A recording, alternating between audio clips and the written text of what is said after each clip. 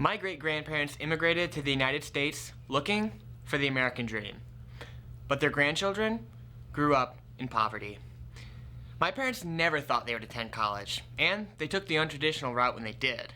My dad earned his associate's degree online while working full-time, and my mom had her first child when she was about my age, but she used a Pell Grant to attend nursing school and worked her way through 21 credit hours a semester. My parents were strong.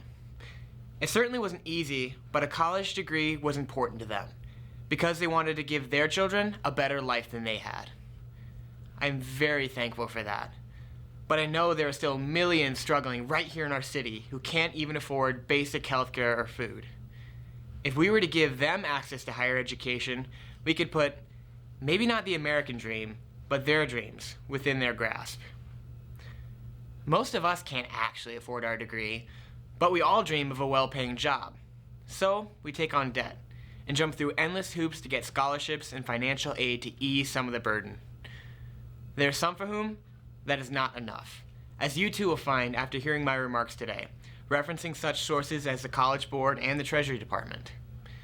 Financial aid is insufficient to ease the burden on those who most need it.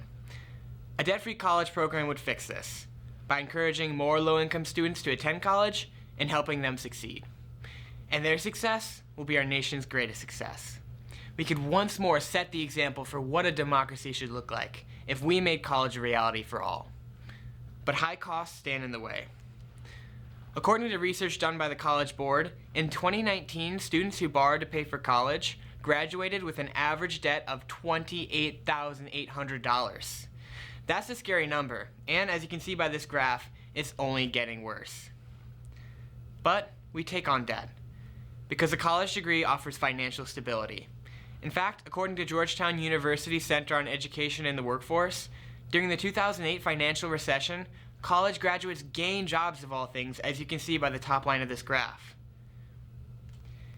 Because of that financial stability, college graduates are able to invest, donate to charity, and volunteer more while committing less crime than non-graduates, according to economist Philip Trostel. If we could give low-income communities that sort of stability, our society would be much better off. Unfortunately, we can't just make college free. It's neither sustainable nor equitable. And according to an Oregon government-sponsored report, the first term of the Oregon Promise, 60% of the benefit of their free college program went to the top 40% of income earners in 2016. Yet this program, like Pell Grants, and like our own 21st Century Scholarship, leaves low-income students to worry about room and board, books, and fees. So, many are left struggling to attend classes during the day and working at night to make ends meet, while fitting in homework and studying somewhere in between. It's no wonder then that 38% of college dropouts cite financial pressure as a reason for leaving, and many more academic disqualification, according to research analyst Melanie Hansen in her 2021 report, College Dropout Rates. That burden presents a major problem. But I come to you today with a potential solution. The solution is to go debt-free.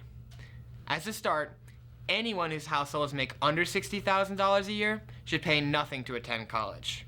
And those that make more should pay more, much like the system employed by the Ivy League universities. Except the government could cover the cost, from tuition to room and board, books, fees, and a $200 per month living stipend for all full-time enrolled low-income students, and a percentage of that for those not full-time enrolled.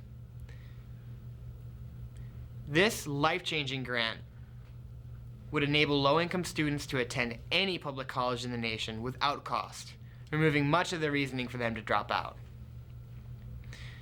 Now, according to Georgetown University Center on Education and the Workforce, a plan like this would cost around $75 billion per year to implement.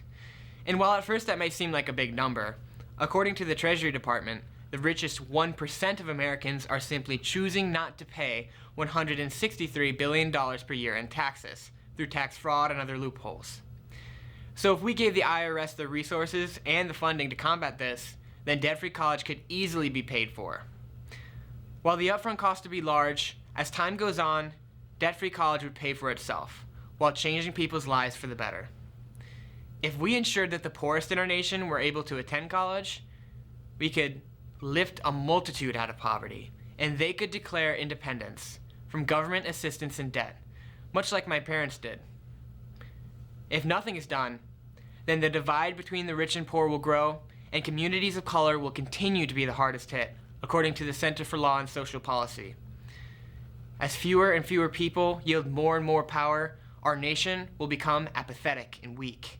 In the end, if something is not done, America will fall behind the rest of the world.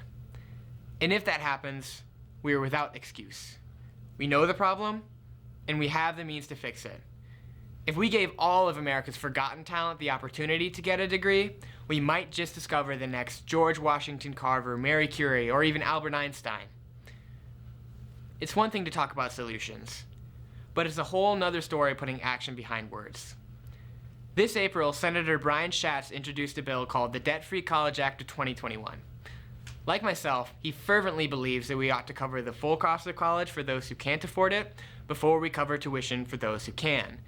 And his plan includes much of what I've spoken about here. The first step we can all take then to reduce this burden of college debt on those who can least bear it is to sign the petition to support this bill, which you can do by taking out your phones right now and scanning this QR code. Not only that, but when you get home, make sure to call our senators Mike Braun and Todd Young and show them your support for this bill. But the most important and the most powerful tool we have in our arsenal is our vote. So when the primary elections come on May 3rd, make sure to use it. Because regardless of your political affiliation, you deserve to have candidates that actually represent you as a college student. These actions need to be taken, because the price of college is a severe problem, and the scholarships and financial aid we have now are not doing enough. If we made debt-free college a reality, we could fulfill the dreams of many parents, like my own, to give their children a better life. So if you want to see a more inclusive future for America, together we must keep our elected leaders accountable. I hope you will help me make college a reality for all. Thank you for listening.